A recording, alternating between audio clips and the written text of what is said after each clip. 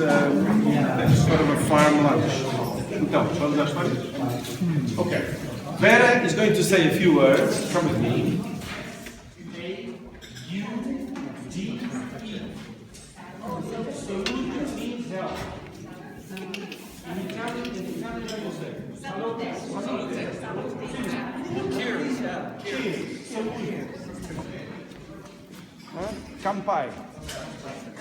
Mahai. So, Vera, are we hearing? Yeah. Portanto, primeiro que tudo quero agradecer a visita e dizer que é um prazer tê-los aqui na nossa casa e partilhar a história com as nossas visitas. Peço desculpa por não falar em inglês. Percebo quase tudo, mas é difícil falar. Thank you. She says welcome to Montenegro, where we are. She's very pleased to receive you as guests, visitors. She's very sorry not to speak English. She understands almost everything, but I have to say she's a bit afraid of making mistakes, but then everybody makes mistakes. Me, the first one. Okay.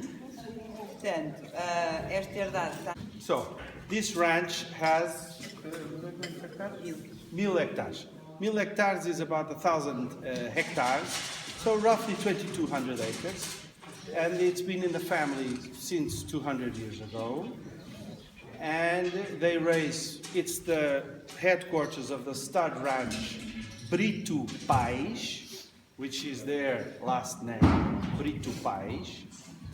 Brito is spelled by B-R-I-T-O, Pais, P-A-E-S, Brito Pais. And they have vacas, so cattle, beef cattle, lots of sheep as well, olive oil, eucalyptus. We have plantations of eucalyptus mainly for paper pulp.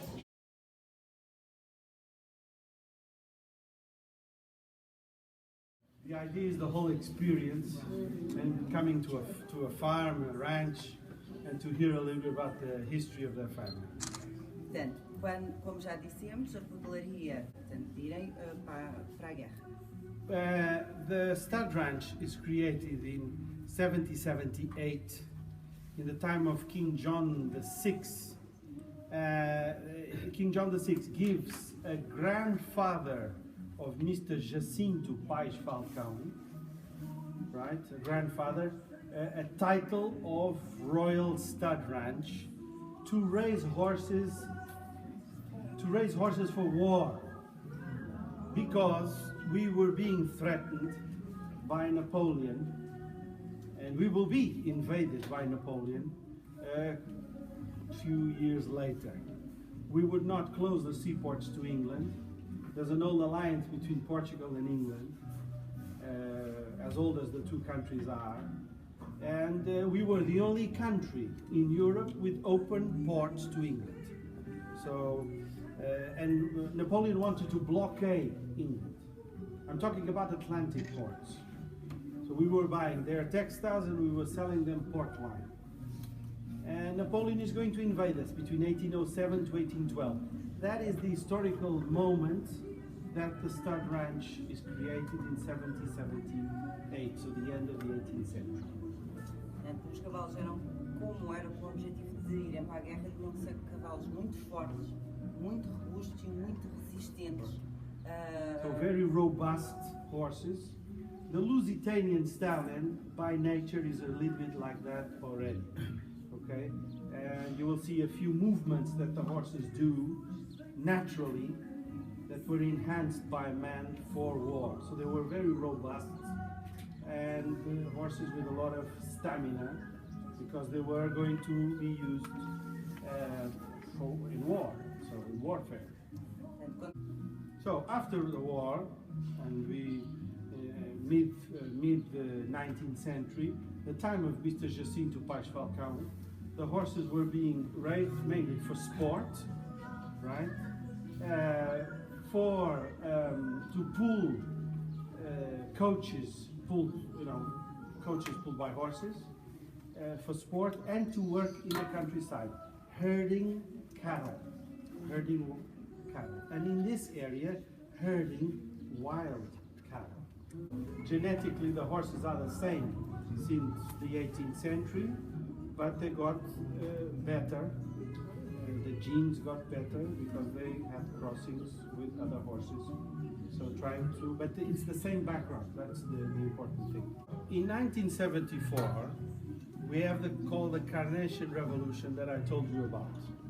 But in the south of the country, we had many big farms occupied by people, local people, that occupy the property of landowners. Not so much in the north, but in the south, the big properties were occupied by communist-backed workers, I have to say like this. And this property was occupied during 3 years, 3 months, and 28 days. 3 years, 3 months, and 28 days. And a vast destruction happened,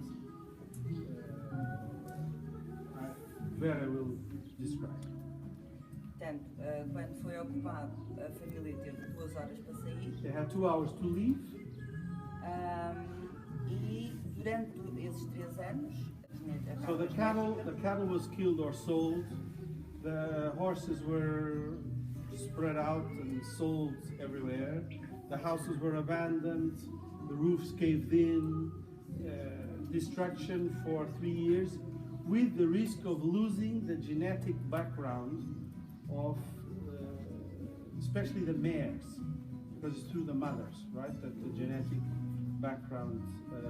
And so what they had to do, after when they came back, the father of Tiago, no? The father of Tiago and the grandfather, they had to go around Portugal buying back, trying to spot the mares that were now belonged to other people, and they had to buy them back so they could preserve this genetic background.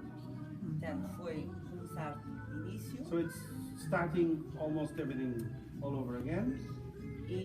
So the mares, so the objective nowadays is to raise horses for sport, for the countryside. The Lusitanian stallion adapts very well to different climates in different countries. That's why we find so many in Northern Europe, Sweden, Norway, Denmark, Finland, because it adapts very well to different. So today, the objective is to raise horses and for sport mainly. Sometimes, we will talk about that, okay, after. And the mares are all pure blood Lusitano. Portanto, as mães estão no campo, vivem em liberdade. So the mares all live. What she's about to tell me, or to tell us, is what is the way they do. It's not the only way. There are different ways to raise horses all over the world. This is their way, okay? So the mares all live in the countryside, free. São vigiadas e alimentadas todos os dias. They are watched and surveilled every day, and they're fed if they need every day. São ecografadas, são feitas ecografias regularmente quando elas estão prenhas. Ecografia. Scanner. Cat scan. Scan. They are, ultrasound? No. Ultrasound? Okay. So they are pregnant 12 months. Quando nascem, os poldros estão com as mães durante 6 meses. So when the colts are born, they are with their mother 6 months in the countryside. So after 6 months, they start bringing them, the colts and their mothers, to the stables to have the first encounter with humans, to see that humans mean no harm, and they come here to be washed, to be groomed, and back to the countryside they go. They stay just the day. Viram ali poldro muito pequeno. There É uma situação atípica. There was a small coat inside there in the stables with a teddy bear. It's the first time it happened because the mother passed away. Had a problem and the mother passed away, a heart problem. And that's why the colt is there and he's not in the countryside. And he's there, he's a month old, he's in a stable, and there's a teddy bear and they feed him every day, with milk and so on. A mamar. So, biberon. Like a child, you know. Yeah. They're separated from the mothers at 6 months, and they live freely until they're 3 years old. In the countryside, they come here a day, they wash, groom, meet person, and then go back to the field again until they're 3 years old. 3 years old, they come finally to the stables and they stay here. So when they're 3 years old, they come here and they start training the horses slowly, and they realize which is the field that the horse is good for. Dressage, high school, sport, you know, bullfighting. Vera doesn't like that very much. It's true as well. Só a partir dos 3 anos é que nós vendemos os cavalos. And only from 3 years old is that they start selling the horses. Okay, they cannot live only on horses. This is a question sometimes you ask. It's not possible. It's possible in Ireland. It's possible in Australia. It's not possible in Portugal. Okay, so they have to have cattle and sheep and olive oil and cork and this and that to make things go. And Trafalgar. Os pais e as mães, quando deixam de ter a função de ser pai, de ser mãe, So the fathers and the mothers, pais, mães, after they end being fathers and mothers, they become, vão novamente para o campo they go back to the countryside e vivem em liberdade até o resto dos dias deles. and they live freely ever after, and they become grandparents, and they normally put them side by side with the young colts, and they become like Padrinhos. padrinho means godfathers and godmothers of the little ones. So, Neste momento nós temos vários cavalos vendidos. A maior parte dos nossos cavalos são exportados, portanto, principalmente para o norte da Europa. most of the horses go to Northern Europe, Holland, Denmark, Finland, almost all.